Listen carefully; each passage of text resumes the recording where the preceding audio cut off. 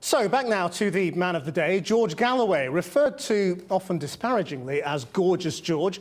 He's no stranger to the headlines, whether for pulling off sensational election victories, as in Bethnal Green 2005, or for meeting controversial world leaders, like Saddam Hussein in 1994. But as Porrick O'Brien reports, he's also attracted some less predictable publicity.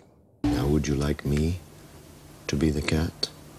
Yes, please. Cats have 9 lives. George Galloway makes cats look positively mortal. Good girl. Good girl. Now lick your lips, still got cream all over your whiskers. Hello there, George Galloway. His political life started as chairman of Labour in Scotland. 6 years later, he was in the House of Commons. He faced an almost immediate scandal.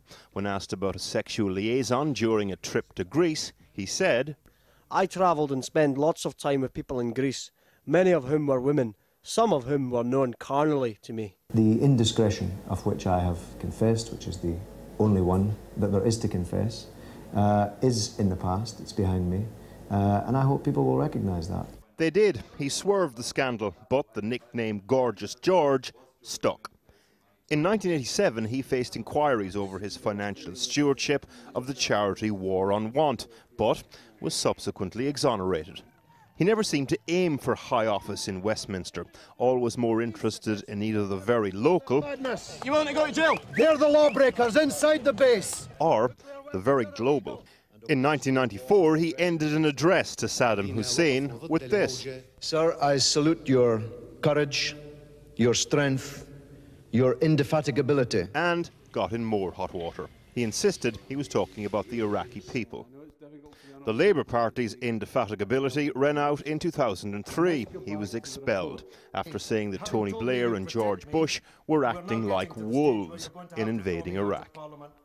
After his expulsion, he became the figurehead of a small anti-war party, Respect, and the political mainstream waved goodbye to Gorgeous George, until, that is, a few months later. This is for Iraq.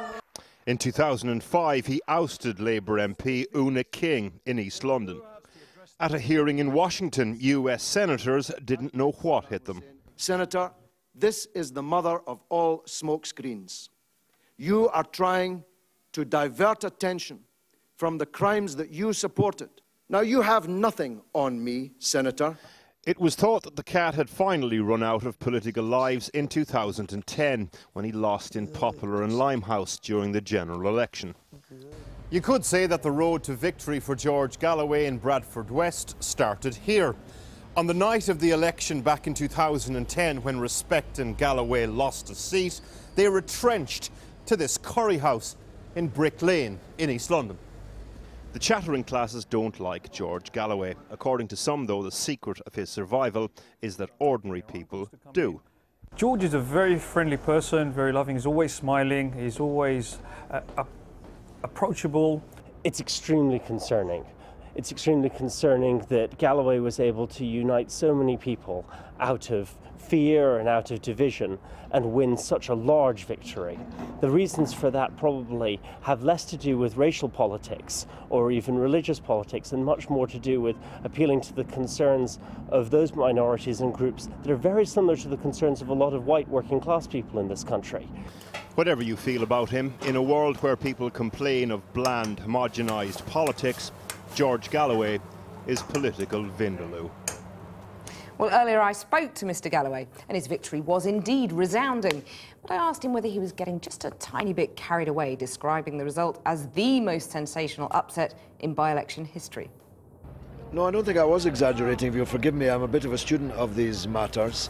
No party to the left of Labour has ever taken a Labour seat in a period when Labour has been in opposition. And by the way, after the mother of all bad weeks for the government, the condemned Liberal coalition. So I think it was the most sensational, but we won't get hung up on this point, but there were bigger swings in 1983 and I think 1967. You obviously didn't hear what I said. It's understandable. I'm in the street.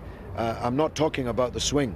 I'm talking about a party to the left of Labour seizing a seat from Labour whilst Labour is in opposition and after a very bad week for the government. Right, you're defining your terms very clearly and quite unprecedented. narrowly, but within those terms, a sensational victory, what do you put it down to? I don't know why you're being so churlish about this. I know more about left-wing history than you do, I assure you. But anyway, I put it down to a tidal wave of alienation in the country, and not just in Bradford, against the Tweedledee, Tweedledum politics of the major parties.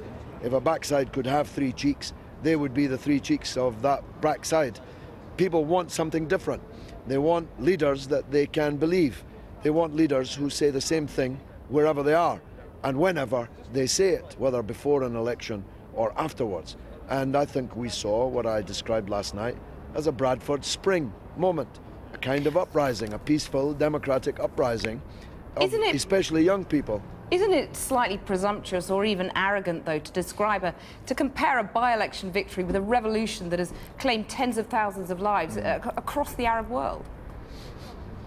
Well, I can see you and I are not getting on very well, and probably that's a sign that I should go and do one of the many other interviews that are waiting for me.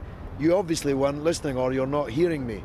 I said I'm hearing you perfectly democratic, a peaceful democratic uprising, a peaceful democratic uprising. That's what I think it was. You evidently don't. We'll see if it comes to anything. Thanks very much, because I really do have a lot of very important interviews to do. Thank you. George Galloway.